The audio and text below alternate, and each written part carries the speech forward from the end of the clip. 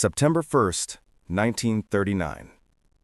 At dawn, the world awoke to the roar of tanks, the scream of dive bombers, and the thunder of artillery. Germany had invaded Poland, and the deadliest war in human history had begun. The attack was not spontaneous. For months, Adolf Hitler's regime had prepared for it, staging a series of false flag operations along the Polish border. German agents, dressed in Polish uniforms, attacked their own positions to fabricate an excuse for invasion. It was deception on a grand scale, designed to convince the world that Germany was defending itself. The first shots of the war were fired at Westerplatte, a small Polish outpost guarding the port of Danzig. At 4:45 a.m., the German battleship Schleswig-Holstein opened fire. For 7 days, a tiny Polish garrison held out against overwhelming odds before finally surrendering. Westerplatte became the symbol of Polish resistance and the opening salvo of World War II. Within hours, reports of the invasion reached London and Paris. The United Kingdom delivered an ultimatum demanding that Germany withdraw. When no reply came, Britain and France declared war on September 3rd, 1939. The Second World War had officially begun. But for Poland, help would not come. Despite their declarations, the Western Allies launched no major offensive. This period, remembered as the Phoney War, saw little fighting on the Western Front. France sent a cautious probe into Germany's Saarland, but quickly pulled back. Instead, the Allies turned to naval warfare, launching a blockade meant to choke Germany's economy. Berlin retaliated with unrestricted submarine warfare, and soon the deadly contest of the Atlantic began, a battle that would rage for the rest of the war. On the ground, the German Blitzkrieg, or Lightning War, was unlike anything Europe had ever seen. Armored divisions, supported by air power, tore through Polish defenses with terrifying speed. By September 8th, German troops reached the suburbs of Warsaw. The Polish army, though brave, was overwhelmed. Its cavalry charges and outdated equipment stood little chance against the modern, mechanized Wehrmacht. Yet Poland did not go down quietly. Counterattacks west of the Vistula temporarily halted the German advance, but the Germans simply bypassed them, surrounding entire armies in massive encirclements. Then came an even darker turn. On September 17, 1939, while Poland still fought for its life, the Soviet Union invaded from the east. Under the pretext that the Polish state had ceased to exist, Stalin's Red Army crossed the border, fulfilling his secret pact with Hitler, the Molotov-Ribbentrop Agreement. Poland was crushed between two totalitarian empires. By the end of September, German and Soviet troops met in the middle of the country, greeting each other as allies.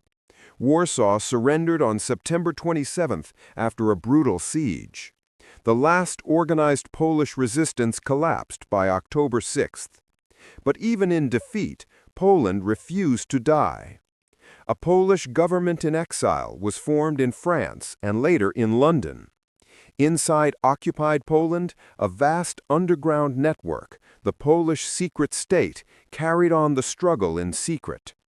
Thousands of Polish soldiers escaped through Romania and Latvia to fight again, in France, in Britain, and later with the Allies across Europe and North Africa. When the fighting stopped, Poland was gone from the map once more. Western and Central Poland were annexed by Nazi Germany. The eastern regions were taken by the Soviet Union. Small pieces were handed to Lithuania and Slovakia as political favors.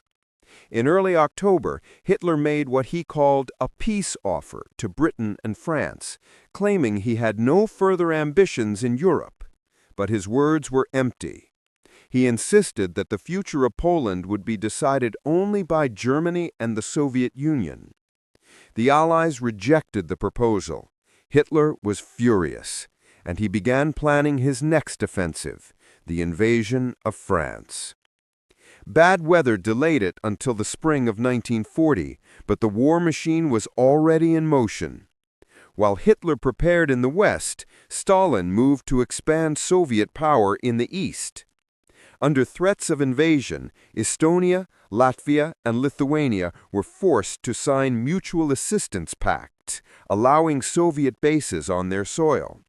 In October 1939, Red Army troops poured into the Baltic States. However, Finland refused. The Finns would not give up their land. In November 1939, the Soviet Union invaded Finland, beginning the brutal Winter War. Despite being outnumbered nearly 4-1, the Finnish army fought with skill and ferocity, using the harsh winter and their knowledge of the terrain to devastating effect. For months they held off the Red Army, inflicting enormous casualties. Eventually, in March 1940, Finland was forced to sign a peace treaty, ceding some territory but maintaining its independence. The Soviet Union's poor performance shocked the world and led to its expulsion from the League of Nations. By June 1940, the Soviets returned to finish what they'd started.